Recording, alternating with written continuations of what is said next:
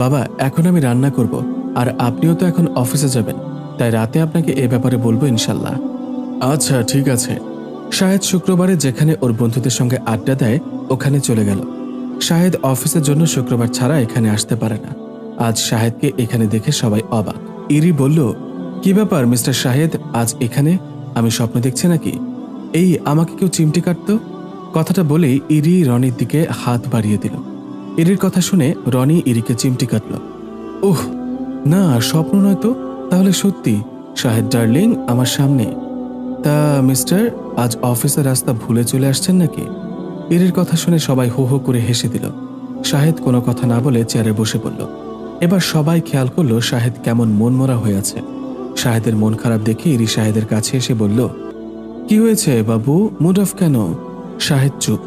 ইরি বলল, কি হলো বাবু, কথা বলছো না কেন? তুমি জানো না তোমার মন খারাপ দেখলে আমার ভীষণ টেনশন হয়। প্লিজ, কি হয়েছে বলো। আজ ওই গেও মেয়ের জন্য বাবা আমার গায়ে হাত তুলেছে আর অনেকগুলো কথা শুনিয়েছে। কি? আঙ্কেল তোমার গায়ে হাত তুলেছে? তাও আবার ওই ভিখারি মেয়েটার জন্য? নিশ্চয়ই মেয়েটা তোমার নামে আঙ্কেলকে উল্টাপাল্টা কিছু বুঝিয়েছে। বেহায়া পাজি নির্লজ্জ মেয়ে, কত বড় সাহস তোমার নামে আঙ্কেলের কাছে বিচার দিয়েছে। না, এটা তো মেনে নেওয়া যাবে না। মেয়েটাকে উচিত শিক্ষা দিতে হবে। ইরির কথা শুনে বাকিরাও বলল, হ্যাঁ ইরি ঠিক বলেছে, মেয়েটাকে এই অপমানের জন্য চরম শিক্ষা দিতে হবে। মেয়েটাকে আজই ডিভোর্স দিয়ে দে।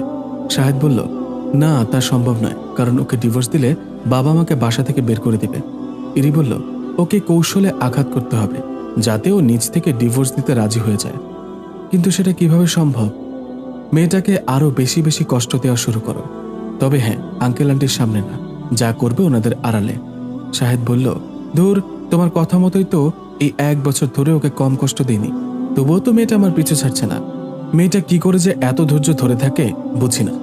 আর মা বাবার আড়ালে কিভাবে কষ্ট দেব? ইরি বলল, উফ, তুমি দেখি কিচ্ছু মনে রাখতে পারো না, সব ভুলে যাও। তোমার যে ফুপি দেশের বাইরে থাকে তার তো কিছুদিন আগে বেবি হয়েছে। আর তুমি তো বললা আঙ্কেল আন্টি ওনাদের দেখতে যাবে। আঙ্কেল আন্টি তো 1 মাসের জন্য যাচ্ছে, আর এই 1 মাসে যা করার করতে হবে, বুঝেছ? শাহেদ বলল, 1 বছর ধরেও ওকে আমার পিছু ছাড়াতে পারেনি, আর 1 মাসে কিভাবে সেটা সম্ভব? এবার কষ্ট দেওয়ার পদ্ধতি একটু চেঞ্জ করতে হবে, তাহলেই কাজ হবে। মাইশাকে এবার রাজি হতেই হবে। শোনো, তোমাকে সময় মতো সব বুঝিয়ে দেব। এখন রেস্টুরেন্টে চলো, কিছু খাওয়া যাক। তুমি তো মনে হয় সকাল থেকে না খেয়ে আছো। চলো। তারপর ওরা সবাই রেস্টুরেন্টের দিকে পা বাড়ালো। ওরা রেস্টুরেন্টে যাক, আর আমি সেই ফাঁকে ইরির পরিচয়টা আপনাদের দিয়ে দিই। আপনাদের হয়তো বুঝতে বাকি নেই ইরি শাহেদের কে।